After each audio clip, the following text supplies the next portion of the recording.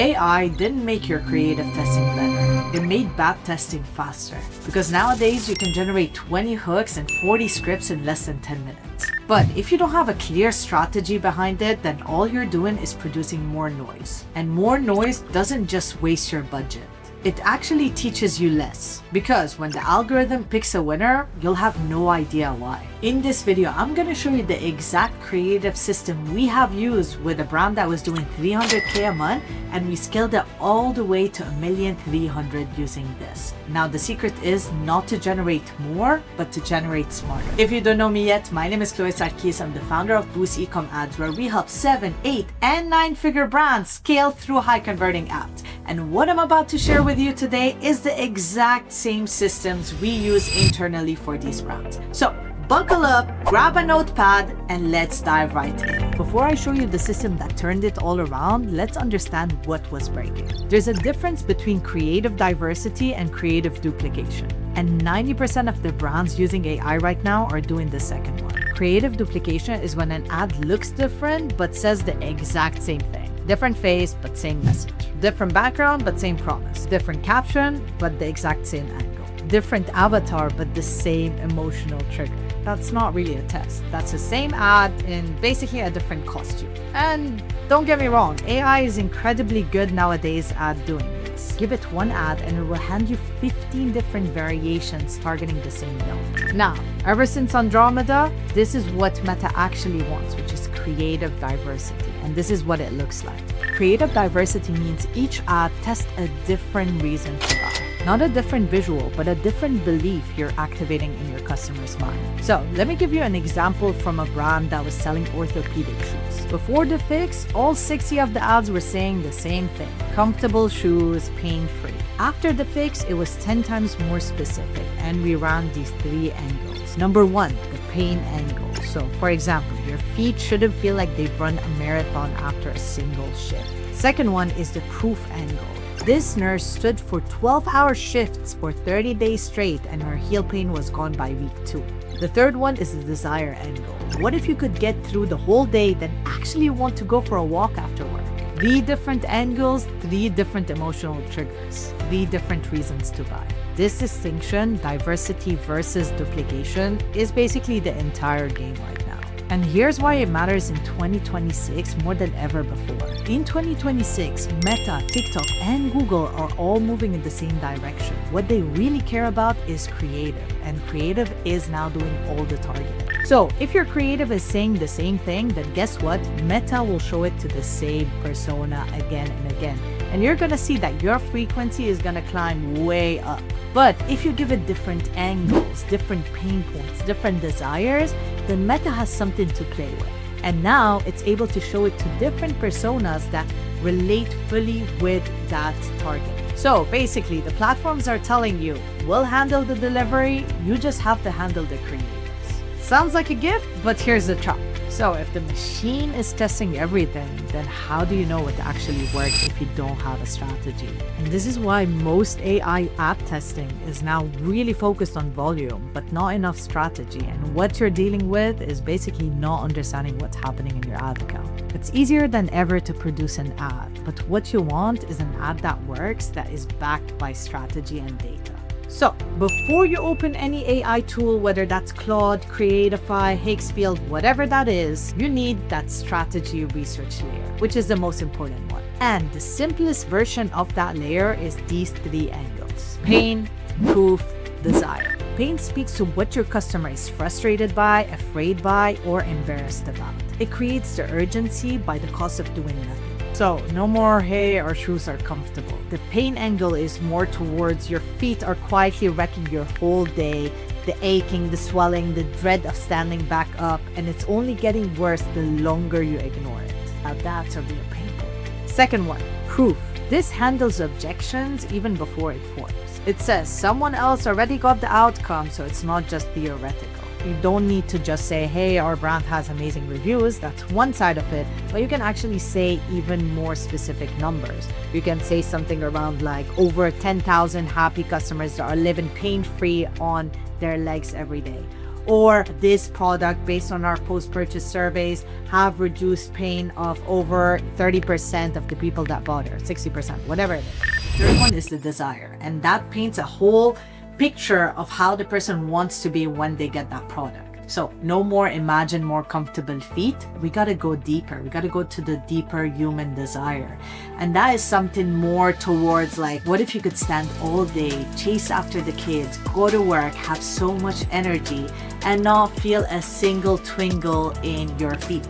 And that's it. Start with these 3 different angles. And trust me, way better creative diversity, focusing on diversifying the angles than just duplicating one angle and really like getting that fatigue over and over and wondering why an ad only survives 2 days and just dies out. Now, here's where AI becomes useful and where most people get it backwards. Once you have these 3 angles defined, you're gonna ask Claude to create you multiple variations of that specific angle. So you're no longer asking AI, hey, just make me some ads. You're asking it, give me 5 variations of the pain point angle using UGC, founder-led, and screen recording formats. So now you're combining the angles with the formats. So strategy is yours and AI just does the job. And that right here is the secret from burning budget to actually learning from all the strategy you're doing. So here are 3 AI prompts I use every single time in my creative strategy. And you can copy these right now. So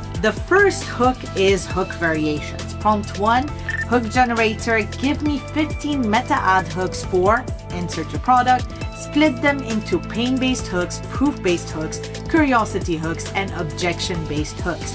Each hook must be under 12 words and sound like something the customer would actually think, not the tagline. Again, we gotta give it enough context for it to understand. So the more context you give it, the better this hook will produce. The key phrase is actually that last one, something the customer would actually think. The single instruction cuts out 90% of all of this AI fluff. Prompt number 2, give me 10 visual concepts for the pain, proof, desire, whatever that is, angle.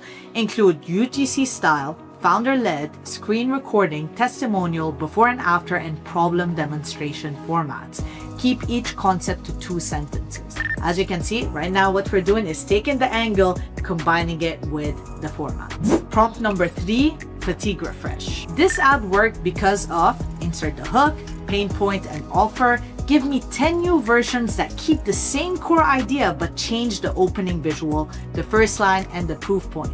Do not change the angle. So over here, what we're doing is variations of the winner, and we're gonna juice it out to understand what exactly worked from that winner. That last line, do not change the angle, is the one that most people leave out.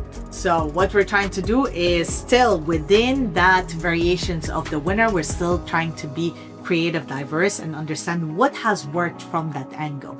Can we play around with it a bit more? Can we put a different format in maybe, or different wording to be able to attract a similar audience? 3 prompts, 3 angles, that's the engine. So you've got your angles, you've got your AI variations, but now how do we test them and how do we know what worked and what didn't? So obviously for top of funnel tests, what we want to focus on is the thumb stop ratio, the average video watch time, and the click-through rate.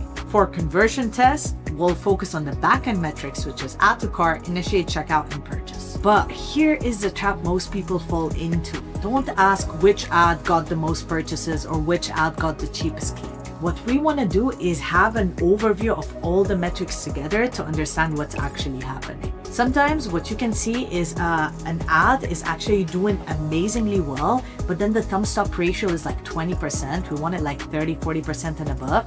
And you see it's 20%. And guess what? What we're gonna do is be like, okay, this ad, this angle worked extremely well. Let's see another hook that worked, and let's take that idea and put it into that angle. And then you're gonna get a really good winner. So what I like to do is every Friday I do a reporting day. I look at every single ad and I analyze the thumb stop ratio, the video watch time, and the ROAS. And I understand, okay, is there any correlation? Is there one metric? Is there an opportunity to improve? Maybe the hook score is really good and the purchase ROAS is really good, but then the average watch time is not. So can I make the video more engaging? Where did people drop off? Why? And all of this, I do it every single Friday in the ad accounts. I take a look at that and then I make the next test better. And that's the secret behind creative strategy, is each test basically needs to be smarter than the test before. And that's how we work. It's a constant loop. It's very high speed. You launch, you learn, you variate, and then again, and you optimize. And basically it's an ongoing loop, and you're gonna get better and smarter tests as you get to know your audiences better. And you're gonna start to realize there's different personas that basically are relating to different messages. And then you hack the persona, you get that messaging going, and then you go to next. And then right now with AI creators, there is so many trends in the market. One moment, the formats that's working is like a Pixar video ad. Another moment, it's like a TikTok comment ad. So it really depends. Staying up to date with the whole trends is also going to help you out with, playing with the formats and getting ahead of the game. Very useful. Now, AI is absolutely amazing, but there are things it cannot do. So there's 4 things I don't believe AI can do, and that's where your competitive advantage lies. Number 1 is actually the strategy. Like, AI can guide you, help you, and so on, but that research combined with the strategy, unless you create like 700 agents combining together, I think we still have such a sharp advantage of like understanding what's working in the market, the competition, everything together for it to be like a proper strategy. Second one is the offer. Like, you can have the most amazing creative strategy, but if there's no product market fit, then AI is not really going to help you here. People really need to want your product before scaling it up with AI. Third one is brand taste. Like, AI is still good, but sometimes it's too generic. It gives some AI flop or AI fluff. And you need someone on your team to be like, hey, is this credible? Does this work? Like, debate with the AI. If you just, take everything that Claude gives you, copy and paste it and call it a day, you're not really going to go too far. And you're not really going to stand out in the competition. And the fourth one, and the most important one, is interpretation. So reading your analytics. Like, it can give you insights, don't get me wrong. Like, I always give it my numbers. I ask it for some things, but sometimes it misses some context to actually give you the bigger picture. Like, let's say, I don't know, something is wrong with your website and your purchase ROAS is absolutely down, and all you're asking it is about the ads, then it's just gonna give you context. Like, the answer is just gonna be about the ads, but it's missing a whole different part of the picture. Maybe if you didn't tell it about it, right, the context, the whole context, then it's gonna miss it. So it's super important to take the interpretation AI gives you with a grain of salt and always have your input towards it, because nobody knows your brand as much as you do. So here's the simplest version of this whole system. You define the insight, AI creates the variations, and Meta will handle the targeting for you. Most importantly, the strategists look into the data to know what to test next. And that's exactly how you test in 2026. It's an ongoing game. I will be leaving the list of prompts in the comment section. Feel free to give this video a thumbs up if you liked it, and leave down in the comment section your biggest takeaway. I want to hear from you. Without further ado, I come here every single week to teach you guys about creative strategy, AI. So if you want to know more, smash that subscribe button and that notification bell on, and I'll see you next time. Cheers.